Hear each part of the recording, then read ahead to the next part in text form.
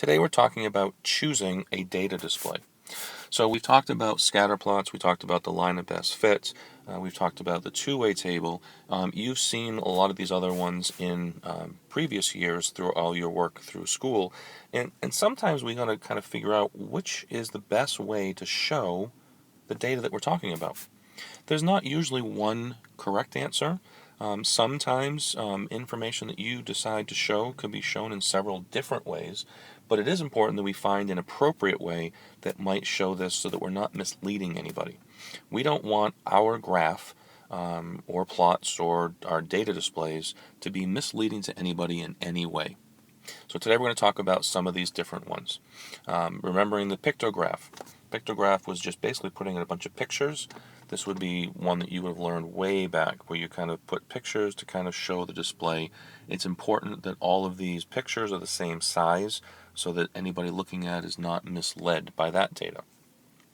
On the bar graph, we've done bar graphs quite a bit over your years.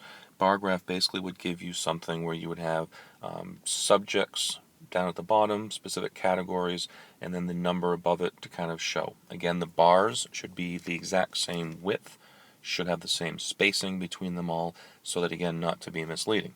Circle graph we usually show as parts to wholes. The whole circle is 100%, or 100% of our data, and each of the little pie pieces are again showing what each of the different sections you're talking about, how they fill in that whole piece, part to whole. The line graph we see an awful lot. We've done a lot of linear graphs this year. The line graph, again, is another way to show. Trying not to have breaks if you don't have to have them, because that kind of then distorts the information a little bit. Also making sure that you go by a steady scale. A histogram is something that has intervals of the same size, and it kind of looks like the bar graph. But the histogram, if you'll notice, one of the differences is they don't have a space in between them. Probably because that's the intervals that we're talking about. So instead of saying one bar is number 6, one bar is number 7, one bar is number 8, we might have an interval of 6 to 8 is one bar. So it kind of puts our information a little bit more into intervals or kind of ranges versus just singular subjects. Stem and leaf plot we've dealt with. Remember, the stem is the numbers on the outside here, going by 1, 2, 3, and 4. These would be your tens, and then the leaves come off of that. So, for example, this one here would be read as 10, 12, 13, and 16. They're putting into a numerical order and showing how they are distributed throughout the graph. The box and whisker plot is talking about our quartiles. You did this one a couple of years ago. Remember the whiskers, the bottom and the top piece, and then you have the box, which is showing you, remember, the medians. So you find the median of the entire set, which is this line here. You find the lower median, you find the upper median, and then remember that each of the sections, the whiskers, the lower median, the upper median, and the higher whisker, is each representing 25% of your data. The dot plot, again, is kind of an older one you would have done more in elementary. It's a little bit similar to a bar graph in some ways, except that in this one you are basically using the number line and you draw dots above each of them. So if there were 3 things at 4, you would draw 3 things up on top of 4. Again, maybe not as sophisticated. And the scatter plot we already talked about. Just putting a whole bunch of data on it and looking for a relationship by using the ordered pairs in a coordinate plane. So now we want to talk about choosing an appropriate data display. Now notice here the wording we're going to use is choose an appropriate. Doesn't mean the appropriate. There's not always going to be one that is only the one that you can use.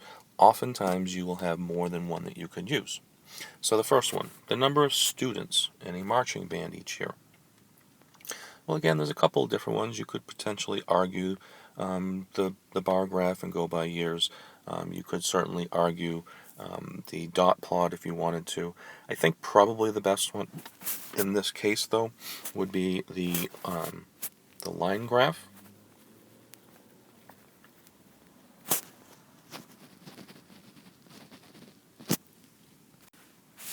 Because basically in the line graph, we're showing data change over time.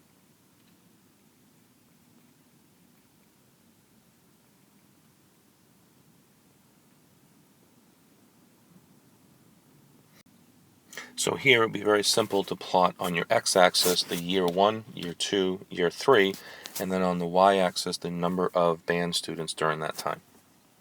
For the second one, comparing people's shoe sizes and their heights. Well, I think this one is more of a scatter plot idea. I think if you talking about people's shoe sizes and their heights, you're going to have a lot of different things happening. I think that you are showing the relationship between two data sets.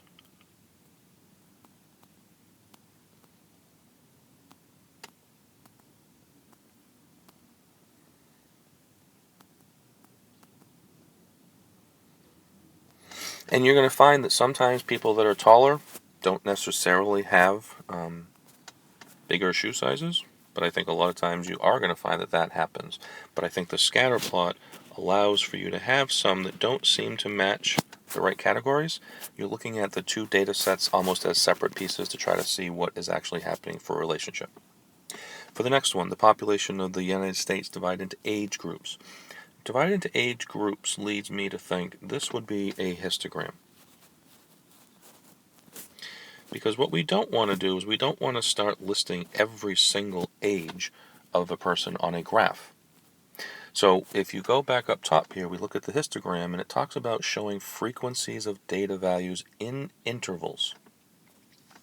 So because of the fact that we are looking at the interval look, we would be trying to say basically that the age groups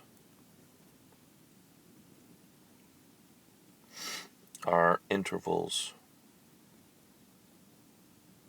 Now, a key idea here is when I'm making that graph, though, I've got to make sure that my intervals don't go intervals of 16 to 18 and then 19 to 36. Our intervals should be the same. We want to make sure that we're nice and consistent as we go. And lastly, the percentage of students in your school who play basketball, soccer, or field hockey.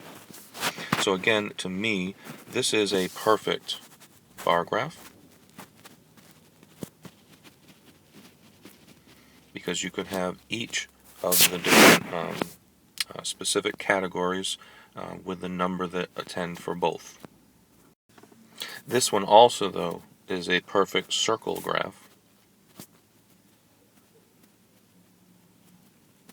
because you would have part to whole. So you very easily could have a circle with the different sports as the different pie pieces, and you would plug it in to see how that would look. So there's not always one. There are certainly more that you could argue for different ones as you go. So again, trying to make sure we can identify an appropriate data display. What we're going to do is look at this little kind of table we have of some of the school's website hits over the last 5 months. And we've got 3 different graphs that are kind of showing us what these look like. What we want to do is figure out which of these is appropriate. Our raw data, which is sitting over here, is basically giving us a bunch of information. We kind of see that we have our months divided nice and evenly: August, September, October, November, December. There's not big jumps in our gaps of those. The hits are kind of talking about the different things. So when I look at these 3 different options, I want to make sure I have one that are appropriate. If I look at the first one, so letter A has the website hits for the title, number of hits down the side, has a nice scale going up of 200s. The months are going by nice September, October, November, December. Spacing looks perfect. None of the bars are bigger than another one. And I think a bar graph would be a nice way to be able to show this, so that you are showing the month and how many hits each one got separately. So I would say this one is definitely a good one. Moving on to the second one. So looking at B. So B, I look at and I say, okay, it's a histogram. And then I start looking at the number that's happening here. So we have 5 specific months. So what they're looking at here is basically saying the number of hits and how many times that happened. So now we don't know which months we kind of lost the months of what's happening in what. It also is kind of leveling out our information, so it's really not telling us a whole lot, except that if you wanted to know how often do we get 800 to 1200, okay, then maybe you might want to know that. I would think in this case, though, it would be nice to know which months are we using it more, and which months are we getting more hits. Maybe we're trying to start a new website, and we're trying to see, are we seeing a positive trend with them going up. I would say that this one is probably not the best display, based on what we think it's asking for. And again, depending on what it's asking for, you could potentially argue it. Looking at the last one, I would say again we have a nice line graph. So similar to a bar graph, except that we don't have bars, obviously, and we have the single dots connecting. Again, I think this is a good way of trying to show this. It's showing our change of data over time. So we have, starting in August, we're going on to September, and then we go on to October, and in each of those marks, we are seeing what are the hits that are happening during that time. So I would say in this case, again, this would be a very good display. So I would say A and C are showing a good, reasonable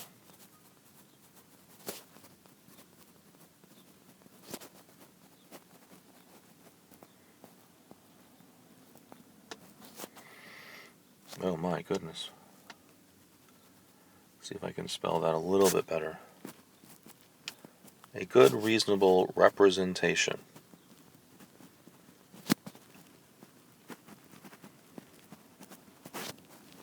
of the data. Again, we don't want to be misleading to anybody. We don't want to make it confusing to anybody. I think both A and C are nice, clear. We can see what's happening. Good way to kind of show this information. Looking at these two graphs, we want to say which one of these line graphs is misleading. So we want to kind of look at what's happening here. When I focus on the first one, we have some information. We're talking about the total revenue, billions of dollars in the years. So they both have the same box office revenue look. But in this first one, it looks like our revenue is really climbing sharply here, and then dipping a little bit, and then climbing again. But this piece right here is showing that it really went strong between 2005 and 2009. When I look at the other graph, it kind of looks a little flat. It is increasing, but it doesn't appear to be increasing by much. But when I really think about the numbers, 9 up to 11 isn't really a big dramatic jump over a 5-year period or a 4-year period. And the reason that is kind of misleading is down here, this break is kind of zoomed in on this part of the y-axis. Whereas over here, we start right at 0 and we go up with a nice steady scale as we go. So I would say to me that this graph on the left is a little misleading. Again, I would say that the break distorted the data a little.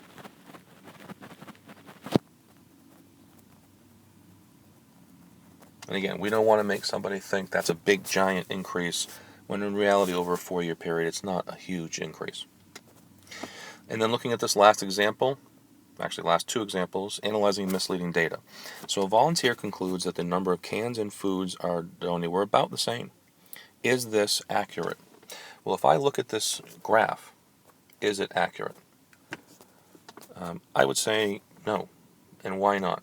Well, when I look at this information, these are each representing 20, 20, and 20. So that's a good thing. The scale is the same. When I look at the juice, that would be about 50. When I look here, it's 20, 40, 60, 80, 120. So if I took the time to actually look at the numbers, we said 120 and 50. And then the top one is 20, 40, 60, 80, 100. 20, 40, 60, 80, 200. It's actually 220. So those would be the numbers, but what is changing here? When I look at this picture here, it looks like it's about double the picture size there. If I look at the actual ending lines, yes, they look about the same. But because of the picture here being bigger than that picture, this would be misleading because the actual data looks like this.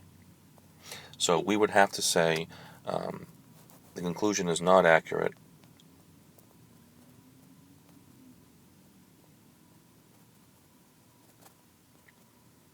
The box widths are wider than cans or bottles, misleading the reader. So just like with our bar graphs, just like with our histograms, just like any of our graphs, our scales should be the same, and that includes, in this case, the box with the cans and the bottles. On the last one, so on the last one we're talking about, again, data displays for the ticket prices. Is this misleading? So Rock Band A, Rock Band B, Rock Band C. Looking at the ticket prices, we get a $40 for Rock Band A, $45 for Rock Band B. I mean, it looks like about 52. So why is this one misleading? Well, kind of for the same reason. It's misleading because, again, our bars, and I know these aren't really bars, are different sizes.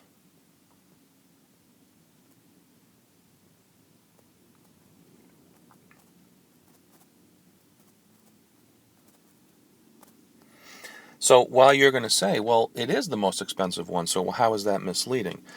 Well, right away, somebody who looks at this graph, and again, we want to think about our readers.